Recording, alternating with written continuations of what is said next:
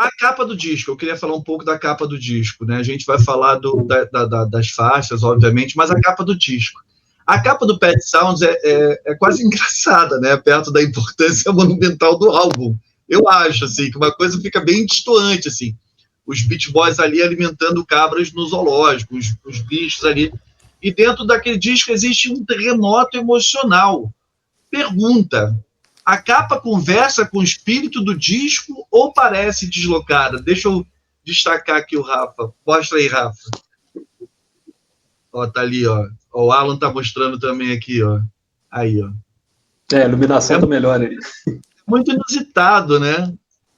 Sim, sim. Cara, eu acho que essa capa, te respondendo, acho que sim e não. Porque, assim, eu acho que essa capa ela chegou até a ser um problema, entre aspas, porque eles estavam fazendo uma coisa muito disruptiva até em relação a eles próprios. Uhum. E o pessoal que era fã daquele esquema que a gente falou, do surf, do sol, dos carros e tal, torceu o nariz, né? Então, essa galera meio que não embarcou no disco. E a galera que embarcaria no disco, que é o pessoal hippie da psicodelia, que estava procurando sonoridades diferentes, assuntos diferentes, que adoraria esse disco, não entrou com os dois pés, eu imagino, por causa dessa capa também, porque os Beach Boys não era o artista que eles esperavam encontrar essas coisas. Ninguém esperava que ia encontrar esse tipo de letra, de profundidade num disco dos Beach Boys, e olhando para essa capa, que super conversa com as coisas mais antigas dele, né, eles lá felizes com os bichinhos na fazenda ali, eu acho que ela não traduz muito o que tem aí dentro, né? Mas, ao mesmo tempo, eu acho que ela passa esse conforto que esse disco, né? Que ele foi um disco meio feito para abraçar o ouvinte, né? Tipo, para passar essa sonoridade gostosa, de fazer se sentir em casa. Então eu acho que ela faz isso até legal. E essa fonte que é usada aí, que ficou muito famosa depois desse disco, né? Que é a Copper Black, né? Uma fonte usada para muita coisa. Ela é uma fonte, assim, familiar também, né? Ela pode estar até em embalagem de comida congelada, em livro infantil. Ela serve para tudo. Então é uma coisa muito familiar. Então eu acho que ela sim e não, para te responder. Boa. Olha, eu não achei essa capa ela muito amiga do disco, não. Aliás, eu nunca gostei dessa capa. E aí, lendo recentemente alguns artigos sobre os comentários da capa, o próprio letrista é Tony Asher, né? Tony Asher. Ele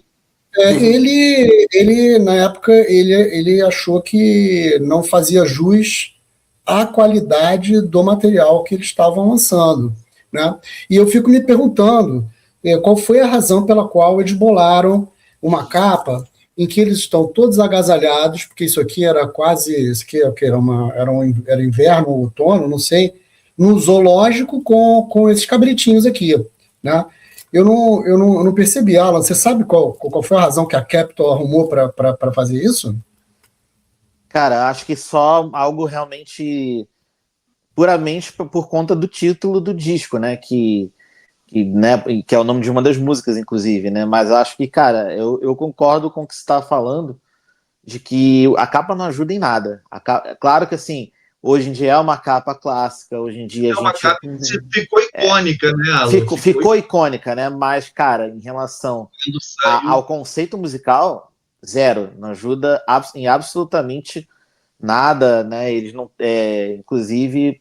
em muitos álbuns os Beach Boys justamente pecaram nesse elemento das capas, né? Eles tinham capas assim, algumas eram bonitas e tal, e outras, meu Deus, né? Então, bisonhas.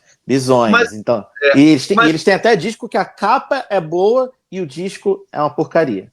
Entendi. Mas é interessante esses elementos que o Rafa trouxe, né, da fonte, tudo, e realmente passa, né? A gente hoje, olhando tanto para ela, né, nesses 60 anos. 60 anos, tem essa familiaridade, né, Rafa, que fica meio subjetivo quando a gente olha, né, para ela, assim. Cara, então, eu acho que na época o pessoal da Capitol tentou forçar o que eles queriam que os Beach Boys fizessem, né, que era um single, né, tipo Surfing USA, eles pediram que eles fizessem isso, né, como eles não entregaram isso musicalmente, eu acho que tentaram forçar isso visualmente, para ver se o disco vendia como se fosse do material deles antigo, né. Não somente isso, porque todo o material de divulgação do disco remetia aos Beach Boys de antes, entendeu? E tanto é que veicularam, eu não me lembro, rádio, não sei o que lá, as imagens de lançamento do disco, como se fosse um disco de praia, como se fosse um disco de mulheres e carros e tal, e não tinha nada a ver com conteúdo. Isso era uma das coisas que deu a impressão que a Capitol estava completamente desconectada do momento do Brian Wilson. Agora, deixa eu fazer uma pergunta para vocês. Não é à toa que... Opa. Não, pode falar. Não, eu ia falar, não é à toa que semanas depois do álbum ter sido lançado, a gravadora meteu um The Best of the Beach Boys, volume 1, e promoveu mais esse disco, essa coletânea. Fala, Rafa. Deixa eu perguntar para vocês. Vocês sabem por que esse disco chama Pet Sounds? Tipo, eu sei que tem a faixa lá e tal, mas por que o Paul Brian é um cara que sabia o que queria com esse disco? Por que ele escolheu esse nome? Dizem que foi o Mike quem sugeriu esse nome, na verdade. Você tá vendo que foi o Mike que sugeriu, então pior ainda, porque o Mike estava puto por não ter sido o letrista do disco, tá certo? De ter perdido a condição de colaborador principal, que evidentemente não foi, e ele sugeriu o nome do disco. Me impressionou muito que o Brian, tendo feito todo o esforço que ele fez para produzir esse disco, para montar esse disco, compor, chamar todo mundo, cara, não tenha dado uma cara para ele. Essa que é a verdade, não deu cara. E a música Pet Sounds nem sequer é representativa. A Pet Sounds é um instrumental. O Mike, ele reclama para si como o criador do título Pet Sounds, né, os sons de estimação do Brian, né? Ele afirma isso. Inclusive, aquela série que eu mencionei agora há pouco, a American Family, mostra exatamente o momento que eles estão reunidos com a diretoria da gravadora, e o Mike fala, olha, o nome do álbum pode ser Pet Sounds, né, e tal. E acho que ele fala também na biografia dele, na autobiografia dele, ele confirma que foi ele quem sugeriu, né, o nome Pet Sounds, né, então... porque até a própria música Pet Sounds, ela tinha um outro título, na verdade, que era Run, James Run, né? Era o título de trabalho dela. E depois que ela ganhou o nome Pet Sounds, entendeu? Então, teria sido o Mike o autor, né, do título. Mas